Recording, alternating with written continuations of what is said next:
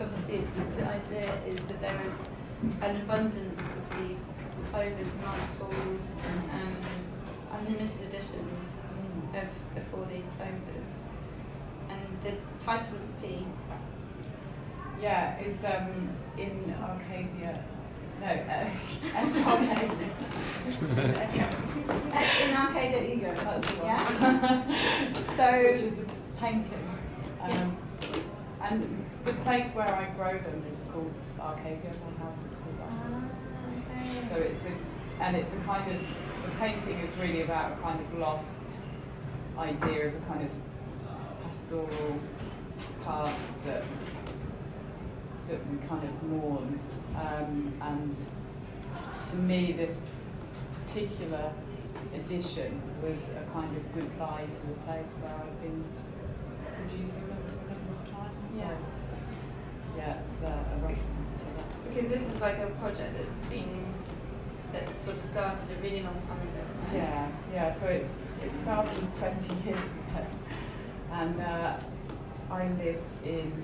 was at uni in Wales, and my childminded sons came over, and they kept finding 4-leaf clovers in the garden, and they basically kept finding them, and I was like, oh, they'd be quite nice to use in a project at college, kind of looking at really, nature, and I was kind of more looking at the science side of the kind of genetics and mutations and partially into the fairy lore at that time, but that's something that's kind of taken further in other elements. But I had to move, and so they put weed killer down, so I got the last cuttings, because someone had told me that their family had taken a clover plant and moved it, and the parents had got divorced, so I was really like, oh, I don't want to move it, it might be bad luck. Right, okay.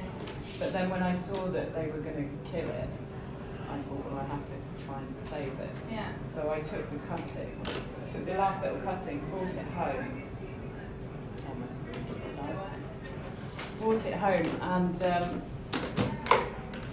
basically got it growing in water. And it turned out that the cutting that I'd got was a pure genetic mutation. So clovers work on 1 in 10,000 in the field might produce 1 4-leaf clover. Right. So they're white clover, they're just standard white clover that you find in the field. 1 in 100,000 will produce them more than once, but only in that environment. So if you take a cutting, try and move them, they won't produce again, which is probably why my friends thought that those were bad luck, because they never produced again and the family split up. Right. But 1 in a million of them is just a pure genetic mutation. So you can take the cutting, you can take their seed, and it will produce 4-leaf clovers. But I was told that it would only do it for 5 years. Okay. But then, lots of places I've been, I find them now. So have you got a really good way of? Because you must have this, almost like a kind of really good scanning system. Where, sometimes I kind of think you have to be in the mood for finding them, because I've had times, I did a project with the artist Marcus Coates, and a lot of his early work was done on the hills where I live. Right. And I went round to his dad's house, and I was stood next to him, and I just looked at his feet, and there was one just at his feet. So, sometimes you just totally zone into it. Yeah. But then other times you might not find any at all. So, But with this summer, it's been quite abundant. It's been a case of between maybe 25 and 100 a day. So I got back from Freeze that day, and I hadn't touched them for a few days, and I found 100 and something, and then had to kind of give up because it was just too much. Because you've been using these seeds, right, that you were given from... Yeah, so... What's the Grasslands? Yeah, it's the Institute of Grassland Environmental Research is the original name of it, but it's been renamed, but it's in Aberystwyth. So when I started the project, I got in touch with them because a lot of people were starting to ask me about the genetics of them for school projects. I'd get a lot of kind of emails from America where kids would say, I'm doing a school project, and they'd come to me. Interesting. Fame at last. There's a market there. And I'd be like, I'll put you onto my clover scientist. So I kind of had like a scientist. And I went round to his lab and I saw that he'd like had these beautiful plants that were growing hydroponically. And they were just ones, because their research is really to find out whether you can produce clover that will withstand drought. So then you can feed the world potentially. Right, yeah. So you can have cattle. Yeah. But he had these beautiful clovers that were growing really well. And I remembered when I was doing infinite multiple, because mine are clones, so they're taken through cuttings basically and then rooted. I've never grown from seed before. But I remember, like, well, when John asked me if I could produce some for March, and I only had like, because sometimes I leave them so they're barely grown, you know, or I try and let them dry out a bit. Okay. And Why is that? Well, I don't like them to take over. Okay. So they just end up kind of, you know, it gets a bit obsessive and take over my practice.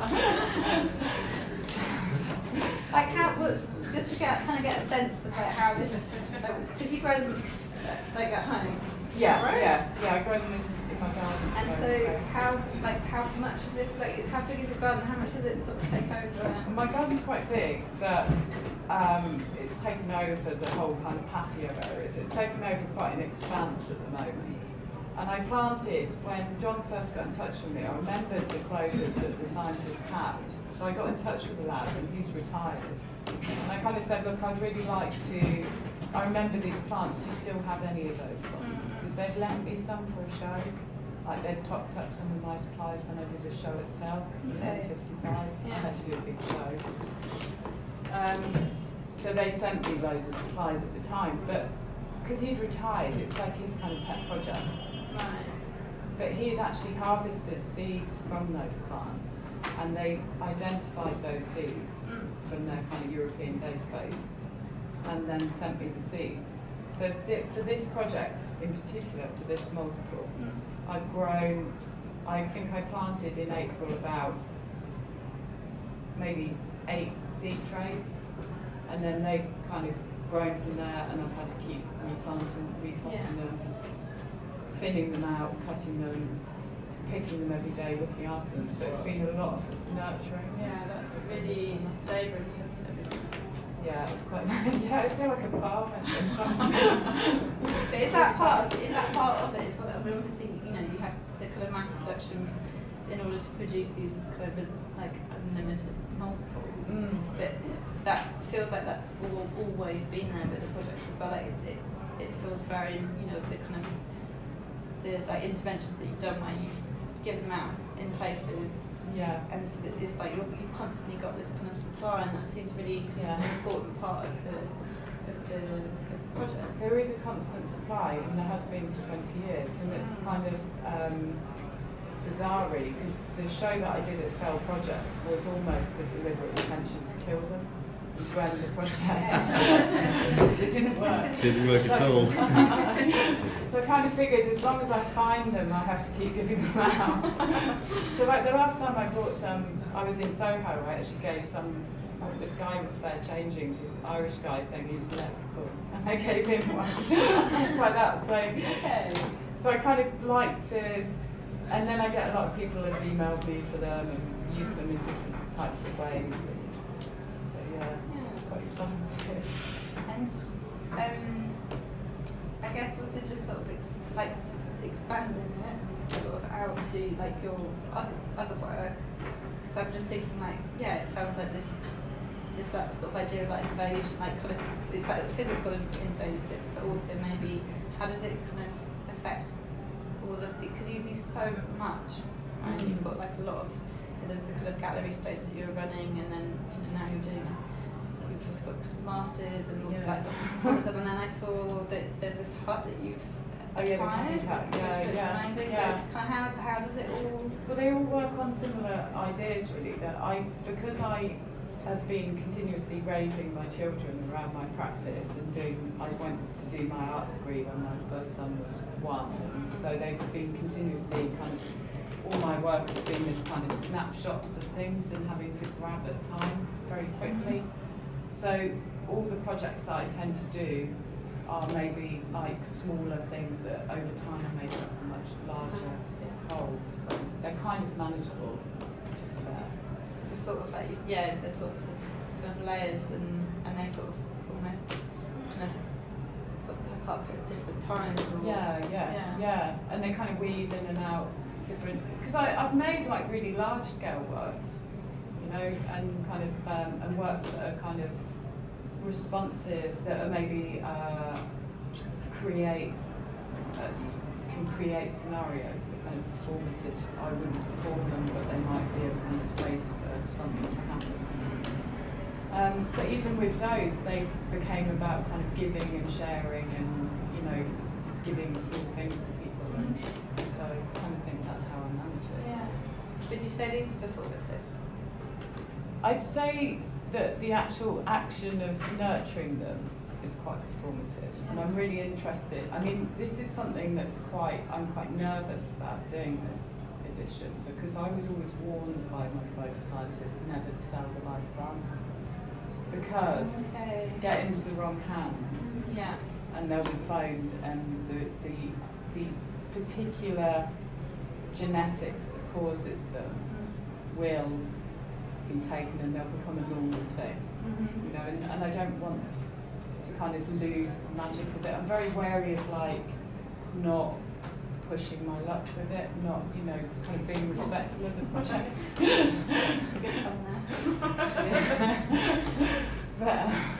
But do you think that's almost a bit reflective of art though, in some way? Like this idea of like, you know, creating this really sort of little kind of magical exclusive thing that there's just like one or kind of a few of, and then and I've always tried to defy that. Yeah, exactly. I think it's really important that we kind of don't see art as something that's really exclusive, and you know, certain people can afford to get involved in it. And do you know what I mean? I think it's to me, like, the idea is that I would like it if art could be spread the way that like books or music or something else is able to be spread.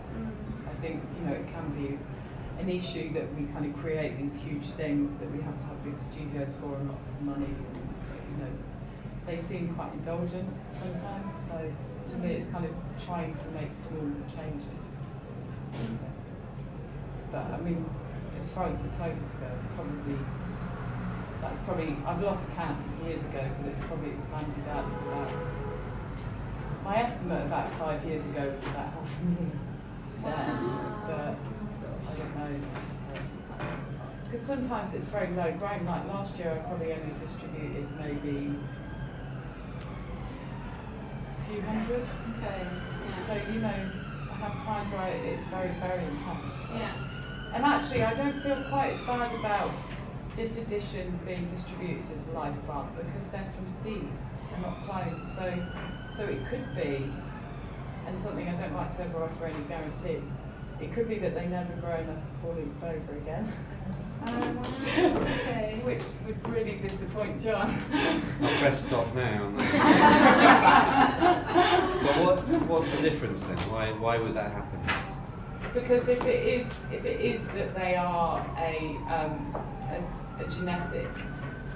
Oh, because your one was really genetic pure, mutation, and you're not so sure about these the could seeds. be a mix of ones that are environmental and genetic. Okay. But I have repotted them and they've still grown. I've taken so cuttings, far so they've good, still isn't it? grown. Yeah. Yeah. So I want. Can I ask a question? Yeah, absolutely. I was about So, to kind of encourage people. That's quite a sort of down to earth and slightly worrying comparison between the seed-based plants and the clone plants. I wondered how you felt about the two in terms of sort of how you felt about the two. Do you feel differently about them emotionally, and what they what they mean to you, having found one and cloned one, and that relationship between science then and you talked about fairies briefly and luck, and that how those two very different worlds relate, because they're really coming together. But they're really coming together in how you've encountered this phenomenon and are dealing with it. what I found really interesting about growing them from seed, because I'd never tried it before, so I'd never tried harvesting the seed off them either. So something that's given it a new dimension this year has been actually harvesting the flower heads as well to collect seeds. So what's been really nice is like it's kind of really expanded out like how infinite it can become actually. But you know, this potentially I think I've got about 10 bags like this of flower heads that I've collected and dried. So this is like potentially thousands more plants, millions more clovers. So I'm kind of really interested in that, and I do also think that, you know, I like, it's something I always kind of play around with, is this idea of kind of the distribution and commerce and economics and kind of alternative commerce, because I have this kind of habit at the moment. I've been really, really broke this summer, like getting food vouchers, you know, really broke, like really broke. Whenever I go out and pick clovers, like I've had times where people have offered to sell them for a lot of money each one, right? And like being guilty of kind of going outside going, £10, £20, £30, which you should never do. It's not what the project's about. But now when I pick them, I imagine like a small amount, which is what if I ever sell them as like dried like that, I'll put them somewhere for like £4 to cover the cost. So like £1 for each leaf. So when I pick them now, I imagine like how much I need for a day to get by, and then I imagine like £4, £8. So I kind of target myself at like £40 to survive for the day, me and my child. And imagine like that as picking that. And it tends to mean that I am kind of provided for, although not always financially. It has this kind of different economy that it provides. So it's also really memorable, isn't it? It's yeah. Like, this kind of daily turning over of something, and it's you know, obviously it can be quite a chore though. You know, like, whenever I go outside for a cup of tea, and then I like try not to look at the colours. I come back in and there's like another 25, and I'm like, oh god, I've got to dry them all now. It's quite labour intensive. But then I kind of think, no, this is really good, I shouldn't be like that. yeah. So yeah, it is quite performative. That's sort of, sounds quite ritualistic as well. Yeah, definitely, yeah. There's a lot of ritual involved in it. It's quite, it's definitely, I mean, I do, because I've really researched folklore of it. I've actually got a bigger library of four-leaf clover folklore than the Natural History Museum and the Folk Society, who actually only got a fairly small amount. So I've been gathering kind of information for quite a few years. And I think that it's really important if you're doing a project like this to actually acknowledge those things that go with it. I think you can't, like, you know, I think where my scientist warned me was not to let it just become something that doesn't have any magic to it, which is quite important. Yeah. We've got about sort of 5 minutes until I think you've got to sort of slip off somewhere. Yeah. So I don't know if anyone. I'm interested to know geographically. I mean, when I think four-leaf clovers, I automatically think it's something that's kind of to do with Britain or England or something, which is. But I'm guessing it must be an international. It must appear everywhere. Where Not everywhere. No, it's in countries where the weather will where they will grow, basically. So the folklore spreads out across. It's in a lot of countries, but not like really dry countries, really.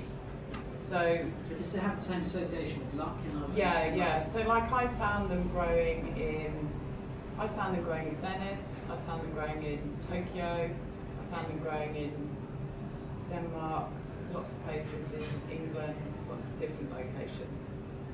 So it really tends to be with the climate. As long as you've got enough rain, then the associated folklore comes with it. But looking into the folklore, I think a lot of that, and that was something that quite interested me, this idea of creating a myth, because the Victorians kind of created a lot of it to look older. So I kind of realised that you could insert modern myths into history through doing projects, and that was something that quite interested me when I researched that, but I need to do more. That sense of rarity and luck, is that common across? So Yeah, that's a yeah. universal. Yeah, totally, yeah, and it's something that through all the people that I've spoken to over the years that have found them, and there's been a lot of people that I've spoken to that regularly find them, they are quite often women, and they're quite often people with children, and it's like you're taking the time, you've got that time where you may be in a park, or, you know, I was quite interested in this idea of looking over they're like the overlooked, you know, the things that we kind of ignore and downtracked. But yeah, generally that's the same, pretty much. And there's also an associated myth with the ability to see fairy people if you ingest them. But I haven't actually tried it. I've never dared try it. I'm so scared. And I've I've never eaten any of them. I've not eaten them, I've not smoked them. I've had someone make them into perfume, and I've got loads that are broken up, you know, the ones that aren't good enough to distribute, or that's another thing that interests me. They're still... They're used, aren't they, though, within apothecary quite widely? I think red clover is, but I don't know if white is. Oh, red clover. Yeah, red is. Actually, I wanted to ask you about this thing of the labour, actually. Because the labour is huge, and I was just thinking when you were talking about small people being around small people, that kind of slowing down of time, which is a necessity to protect children, and that's the only time other than when I was a child myself, Yeah. I would regularly find 4-leaf clovers, because time is slower. Yeah. And I was just thinking that, you know, this work for you is an enormous amount of labour, and this relationship between gender and labour. Yeah, definitely, yeah. And poverty, actually, and survivability, Yeah, which you've already talked about, Yeah, feels very potent in this work. yeah. It's definitely all in there. And nature as well. And nature. And nature, yeah, and you know, and also the idea of there's something really, like, I'm quite interested in this idea of how technology communicates these ideas to us, because we, you know, we've got told, my mum found one, or this person found one, and it's like, with the internet now, we can hear so many stories. I still look on the internet, like the other day I did a quick search for 4-leaf clovers and saw something in the Daily Mirror, like, boy finds 5-leaf clover in garden. I think I found like however many 5-leaf clovers this summer, so there's still like, it still makes a big deal, you know, and I'm quite interested in the idea of like, does technology like prove that something is less rare, or is it just that we can talk about it more now, kind of openly through it? But I've also always wanted to kind of do a more comprehensive map, which I still haven't done, where they're found. In fact, I met a guy downstairs earlier that told me that they've got them growing in their garden.